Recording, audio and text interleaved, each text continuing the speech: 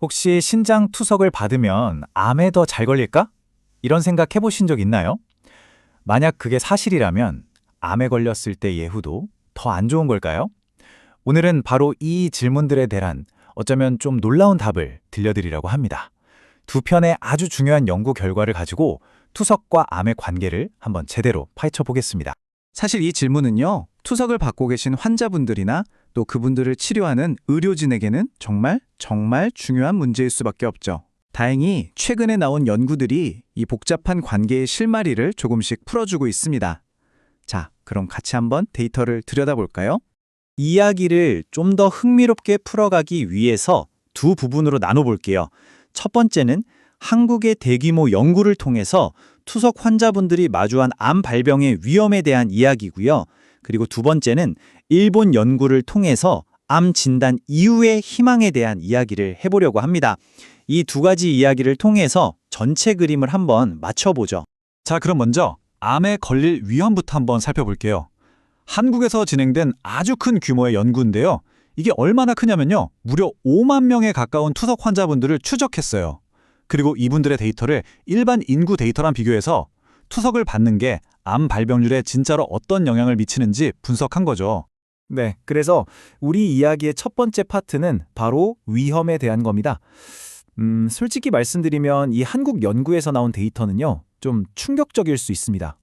자, 이 숫자 1.54배, 이게 바로 핵심이에요. 이게 무슨 뜻이냐면 투석을 받는 환자분들은 일반인에 비해서 암에 걸릴 확률이 무려 54%나 더 높다는 겁니다. 그냥 높은 수준이 아니라 통계적으로 아주 의미 있게 높은 거죠. 그런데 그냥 전체적으로 1.54배 높다. 여기서 끝나면 그나마 다행일 텐데요. 특정 암으로 들어가 보면 수치가 정말 어마어마합니다. 특히 신장하고 관련된 암들이 문제인데요. 여기 보세요. 신장암은 무려 6.75배. 와, 거의 7배 가까이 높은 거예요. 이건 정말 엄청난 숫자죠.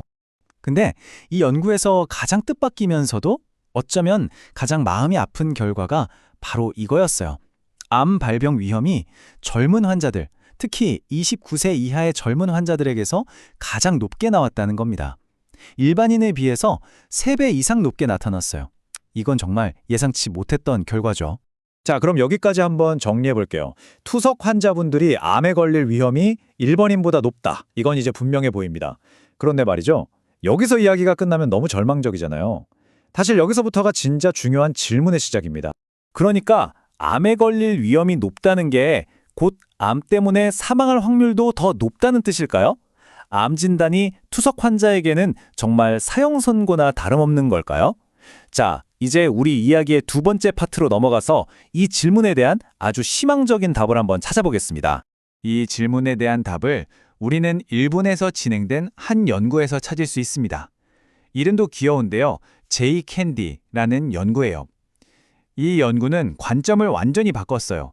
암 발병 위험이 아니라 암 진단을 받은 이후에 어떻게 되는지, 즉 예후에 집중한 연구입니다. 바로 이 제이 캔디 연구가 우리에게 아주 희망적인 메시지를 던져주는데요. 지금 보시는 이 그림이 그 핵심 내용을 아주 잘 요약해서 보여주고 있습니다. 결론부터 말씀드릴게요. 이 연구의 핵심 발견은 이거예요. 투석을 받는 암 환자의 예후가 일반 암 환자랑 비슷할 수 있다. 와, 이건 정말 놀라운 결과죠.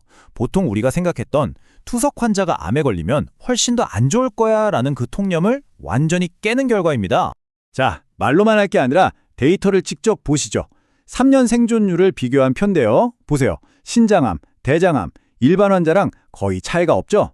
심지어 더 놀라운 건 간암이에요.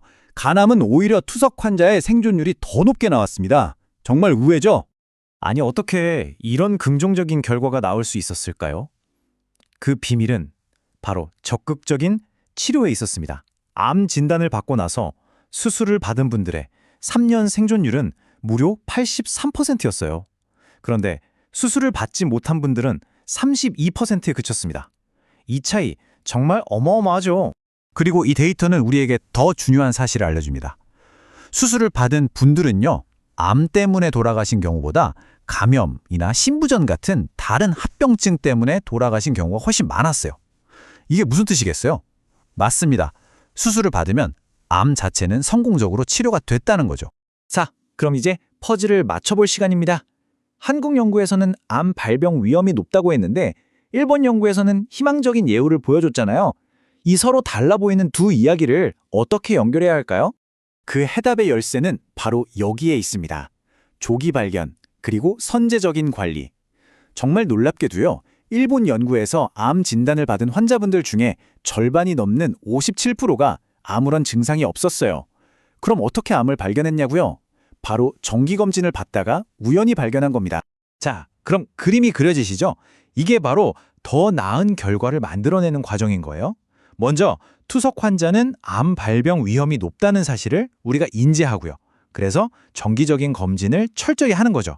그러다 보면 암을 조기에 진단할 수 있게 되고, 그러면 수술 같은 효과적인 치료를 할 수 있게 돼서 결국 좋은 결과로 이어지는 겁니다. 바로 이겁니다. 이게 오늘 이야기의 가장 중요한 결론이에요. 투석 환자의 암 위험이 높다는 사실과 그럼에도 불구하고 암 예후는 좋을 수 있다는 사실, 이 두 가지는 서로 모순다는 게 아니에요. 오히려 적극적인 관리라는 끈으로 연결된 말 그대로 동전의 양면과 같은 거죠. 그래서 우리는 마지막으로 이 질문을 던져볼 수밖에 없습니다. 만약에 정기검진을 통한 조기 발견이 이 위험의 이야기를 희망의 이야기로 바꿀 수 있는 열쇠라면 전 세계 모든 투석 환자분들에게 정기적인 암검진을 표준 치료로 만들어야 하는 거 아닐까요? 이 질문을 여러분께 남기면서 오늘 이야기를 마무리하겠습니다.